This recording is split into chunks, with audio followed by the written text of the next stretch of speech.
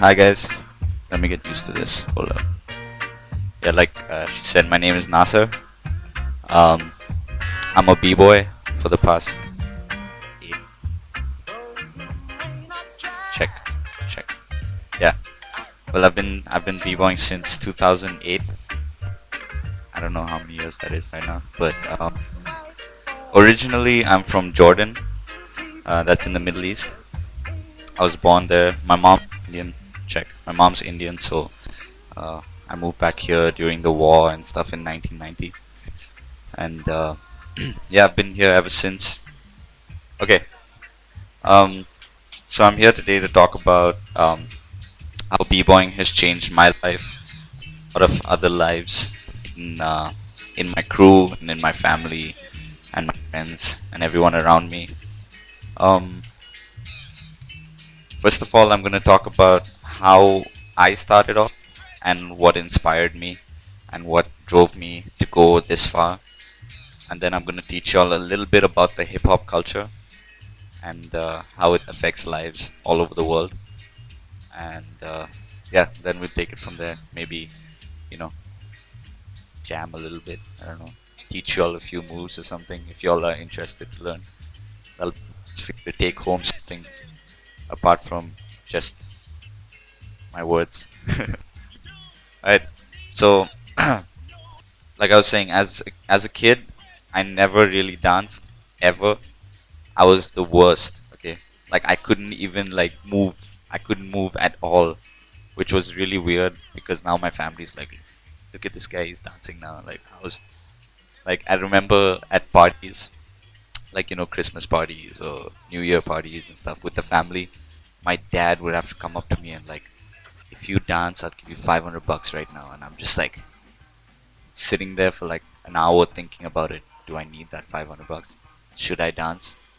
And I just couldn't dance. I was the worst. I was really stiff. I used to play a lot of video games, so I wasn't into sports. I wasn't athletic at all, which which wasn't so good for me right now because I'm not flexible at all. People might think that, oh, the dance that you do, you're really flexible. You have no, I can't touch my toes. It's like really hard for me. So that's anyways, moving on. In 2000, it's a really funny story, but I'm gonna tell you all the truth. I'm not gonna like lie to you all and stuff. It's so I met this girl in school, and I've been dating her for like 8 years now.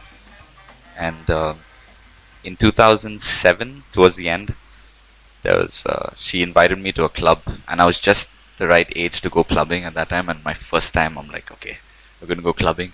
So I go there, and she's like, come dance with me, and I'm like, no, I'm not gonna dance with you. And she's like, no, come dance with me. I'm like, no.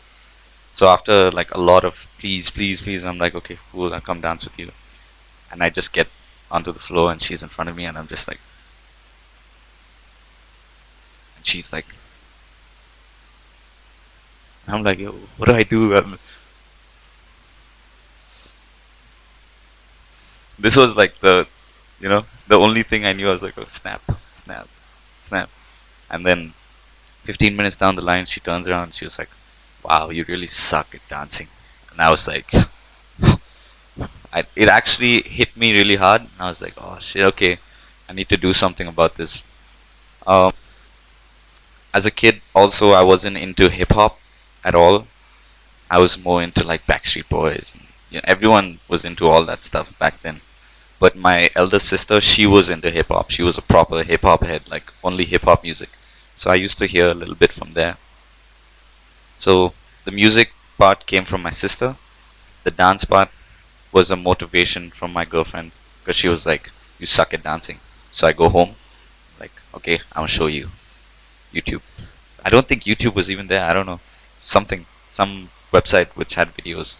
And then I would stay in front of the computer every day for like a month, just learning how to like just do a little bit of dance. And I would watch myself in the mirror and just go like, okay, this is what I'm gonna do next time I go clubbing. Yeah, this is fine.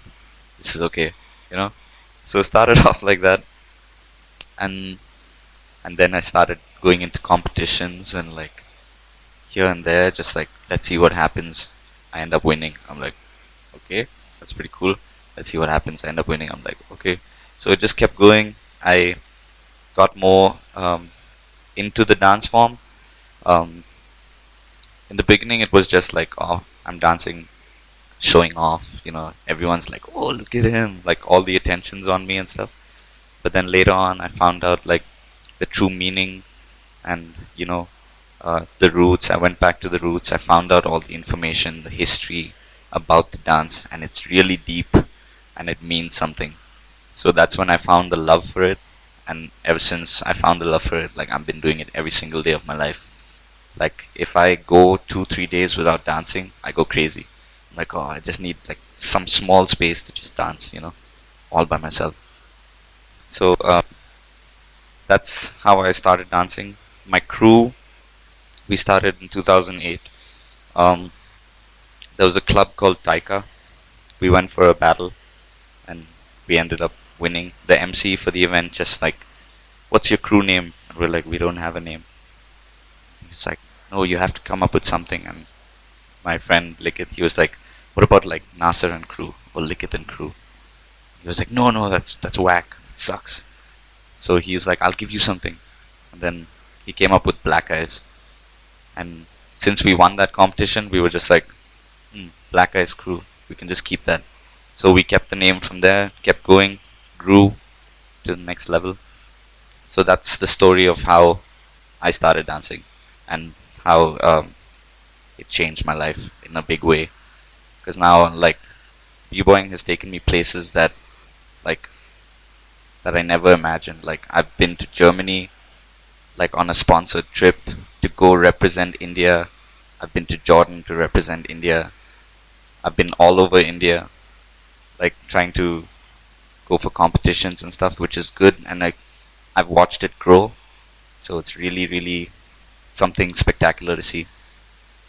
So going back to hip hop, it started in the early 70s, the late 60s. So it's fairly new. It's not that old. In India, I would say it started about like probably 10 years ago, probably 10 to 12 years. So hip hop, how it started was back in the Bronx, in South Bronx, in New York City. There used to be a lot of hate wars, a lot of crimes, a lot of gangsters and thugs, and everyone with guns. Everyone in the hood, like the Bronx is just the hood, right? So everyone's like carrying around guns, selling drugs, doing drugs, everything negative. All right. So a bunch of artists, they came together to create something positive, because every kid that was growing up in that city and all around the world were getting into drugs. All the poor neighborhoods, everyone was getting into drugs. Everyone was getting into gangs. Getting guns, starting wars. Uh, People dying every day, kids dying. So they needed to start something really positive. So that's when they started hip hop. There's a guy called Africa Bambaataa and the Zulu Nation. You can look him up. This guy, he came up with uh, like the term hip hop. So he's the godfather of hip hop. Alright. So they used to have something called block parties, where in the block everyone comes together and they have a big party, and there would be the main elements of hip hop, which is b-boying, which is what I do, DJing. You know what DJing is? MCing is rapping, and graffiti. Graffiti is spray painting, a lot of art and stuff. So when all that came together, the media used to get involved and like, hey, that's pretty cool, what is that and stuff. So then there was once when news reporter asked Africa Bambaataa, like, what is all this? And he's like, that's b-boying, that's graffiti, that's this and that's that. She's like, no, what do you call everything together? And that's when he came up with the name hip hop. He was like, this is hip hop. And that's when the name just grew from there, and everyone started getting into hip hop. A lot of kids uh, used it as a positive way to get out of doing bad stuff. So it's a very positive dance. Hip hop came from salsa. Hip hop came from jazz. Hip hop came from soul. Hip hop came from R&B. Hip hop came from kung fu. Hip hop came from capoeira. So hip hop is like everything that surrounded those areas. All the minorities in the South Bronx kind of came together, and everyone had a little something. Latinos gave the salsa flavor, you know. There was a few Brazilians who gave the capoeira. So it was a mixture of everything. Um, that ways people might say, oh, b-boying is just like a copy of all these things together and stuff. You could say that, but there's one thing that the one thing in b-boying that remains its DNA. There's one thing that they never took from anyone is the footwork. There's something called the footwork. The footwork is something created strictly from the b-boys by the b-boys, and it's only b-boying. Like you won't find it in any other dance form, and it's very intricate. The best part about b-boying is you can create. Everything you do is b-boying. Like your personality and what you put out there is what your dance is. It's not like I'm gonna go onto YouTube and say, okay, I'm gonna look up this b-boy. Okay, I'm gonna copy everything he does. It's not like that. No, I'm gonna learn how to b-boy, and then after that, I'm gonna put in my own personality. I'm gonna put in my own creativity, and try to learn more moves that people haven't done before. And that's what's gonna give me the respect and the recognition. Not just, oh, YouTube, yeah, Jabberwockies, that's good, yeah, copy. No, that works a lot around here, especially in the Bollywood scene and the what do you call it? The reality shows. All the reality shows, like every time my mom's watching, like, hey, come see this guy dancing, and I'm like, okay, I go and look, and it's just a copy of something that I saw on YouTube. The exact same thing. Everything is a copy, and then the judges will have tears in their eyes, like, it's the best dance we've ever seen in my life. It just went straight to my heart, and I'm like, no, that came straight from YouTube. That you can't say that, So knowledge is the biggest part of hip hop. If you don't have knowledge of your surroundings, knowledge of your history, knowledge of what's to come, then you're not going in the right direction. So so basically, based on the theme that we were going for today, which was robots, so I kind of thought of it in a way that we are all robots, in a way, because we are all forced to do what society tells us to do. Okay, um, all over the world, but like I haven't experienced all over the world. I've experienced India, and India, the culture is very strict that way. Your mothers and fathers only want you to be a doctor, an engineer. They want you to go in one direction, and they don't want you to go anywhere else. And it's same for me. My mom's Indian, so I've gone through that like crazy. Like, what are you doing? Dancing. What is that going to give you? How are you going to like have kids? What are you going to feed your kids? I'm just like, I'm not going to be a doctor. No, I'm not going to be an engineer. I mean, for the people who find the love of helping other people, being a doctor or being an engineer, some people actually love that. That's good. But for the other people who are forced into it, that's the robot, you know. And I would say probably more than 60% of the people all around the world are forced into everything they do. The corporate sector, everything, like the work, the studies, the education. Education is important, yes, but we don't get to choose what we want to learn, right? Our parents do that for us. The society does that for us, because we'd be like, no, I want to get into something with arts, and they'd be like, no, that's for girls. Be like, how is that for girls? Like, I want to do that. No, you have to do business. Business is for boys. Science is for boys. Science is for real men. And I'm just like, no, not really. You know. So that's what society does to us. That's what the media tells us to do, because at the end of the day, we're all just sheep trying to work for the people to give them more money. The big businesses and stuff. The Illuminati. don't want to get into all that. But yeah, so basically, what I want to tell you guys to do is, like, everyone has something that they love. Everyone has something that they love doing. Like, it doesn't matter what it could be, like gilli danda, whatever. I don't know. Everyone has something, okay? And if you don't have that something, you probably don't know it, but you already do have that something, or you probably stumble upon it, probably in the future, maybe tomorrow or whatever. But whatever you find, whatever you love, don't don't let that go, because that's what's going to keep you happy. Like, in the long run, it's going to keep you happy for the rest of your life. Like, I can quit b-boying right now, get a job, get married, have kids, do the same with my son, with my daughters. I'm not going to be happy.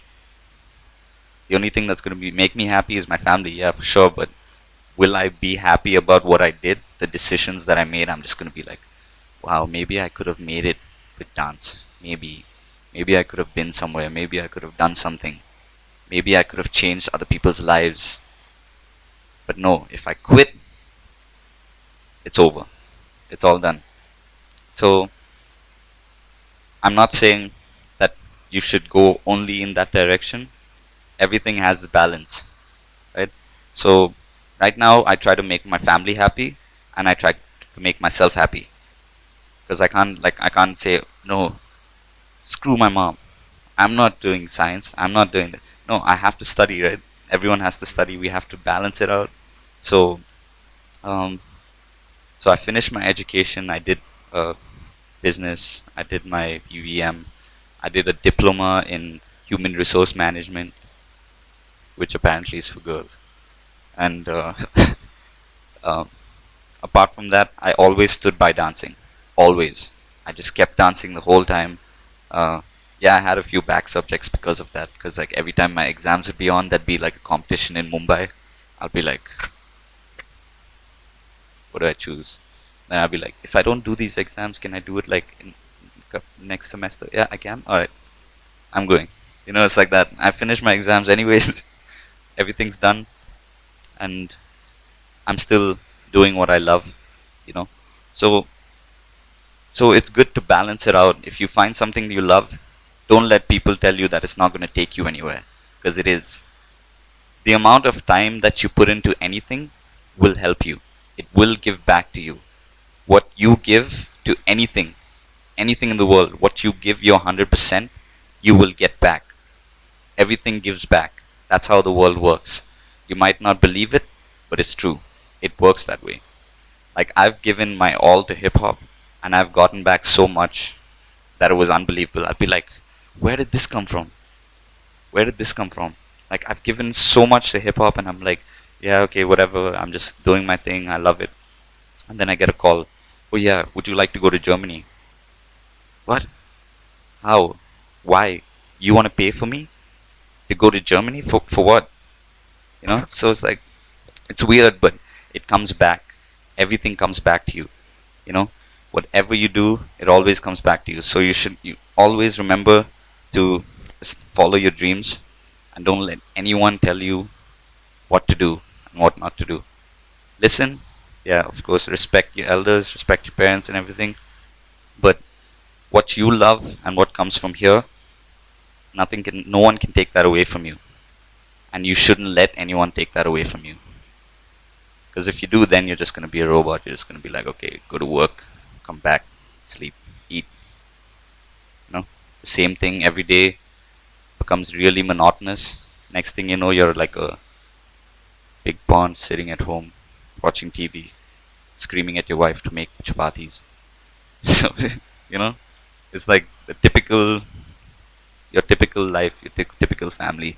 And I'm sure no one thinks that, probably. I hope so. Someone's like, me, I want that.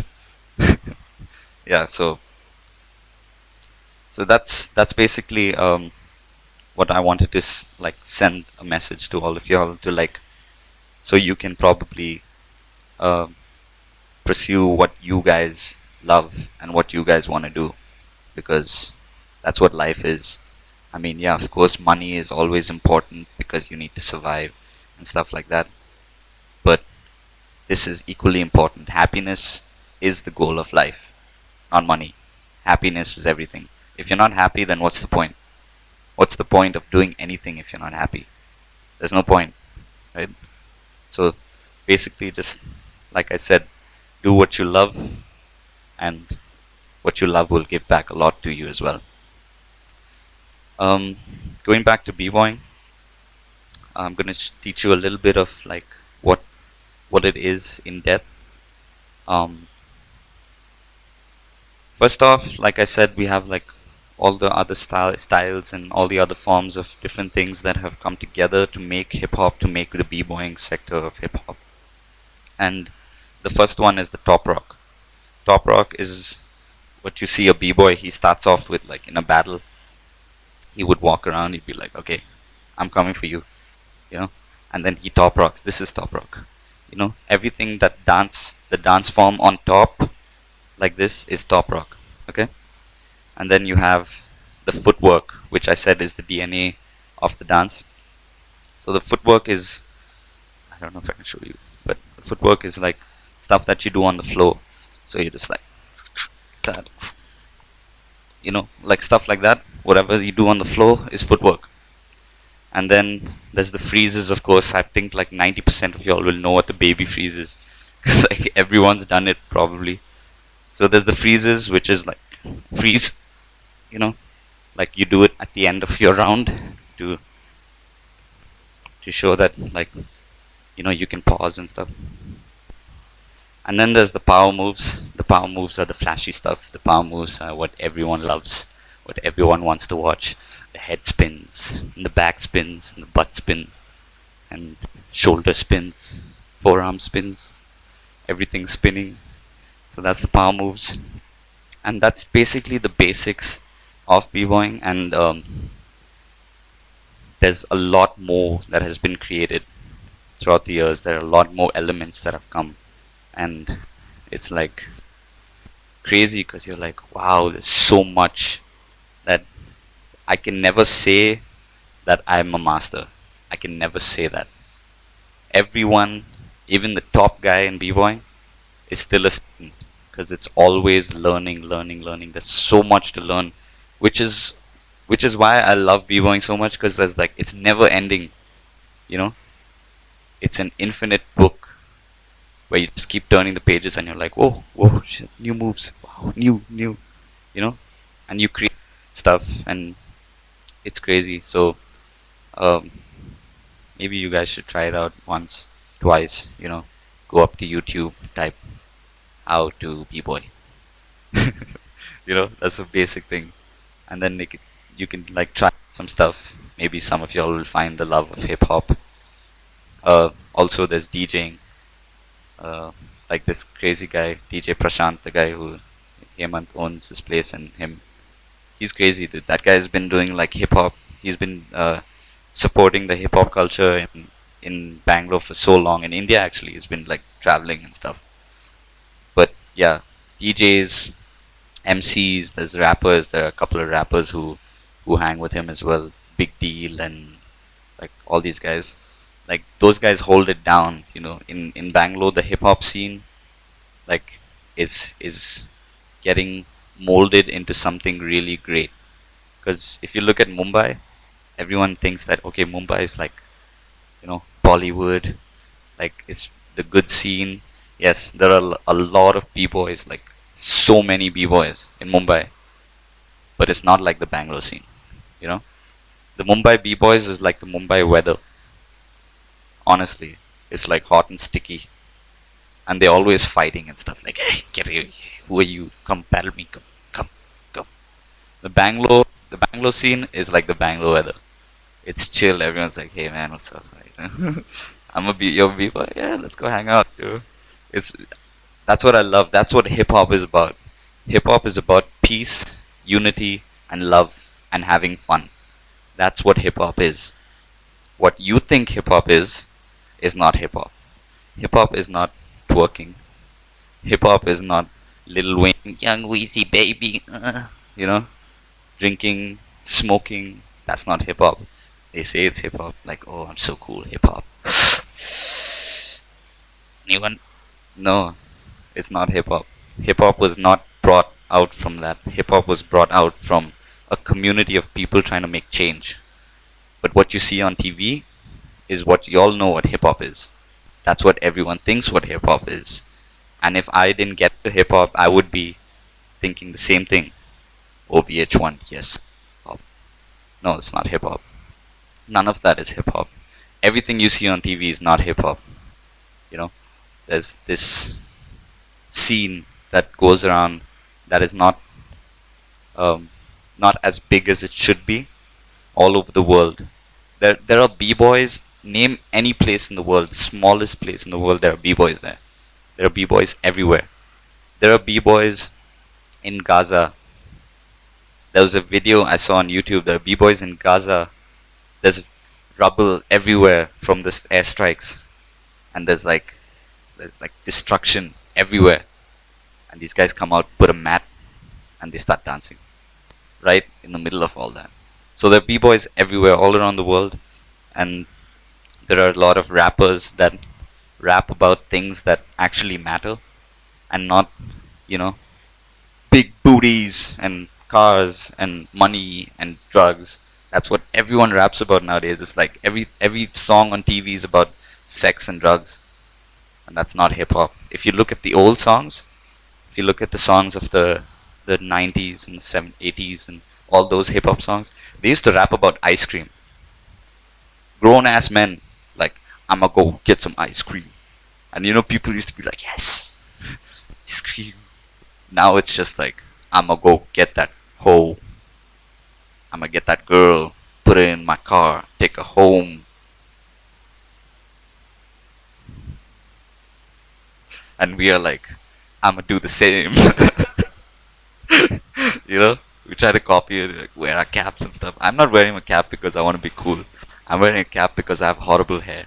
But most people will be like, oh, put that cap sideways, walk in the club with like 100 chains. Hip hop. So that's basically, I really wanted to shed light on that factor, because a lot of people just be like, oh, hip hop, cool, yeah, drugs, rock and roll. Like, it's not. It's really not. The media screws up everything. The media is the root cause of everything in the world that happens that's bad. That's the media. Illuminati. Just kidding. But yeah.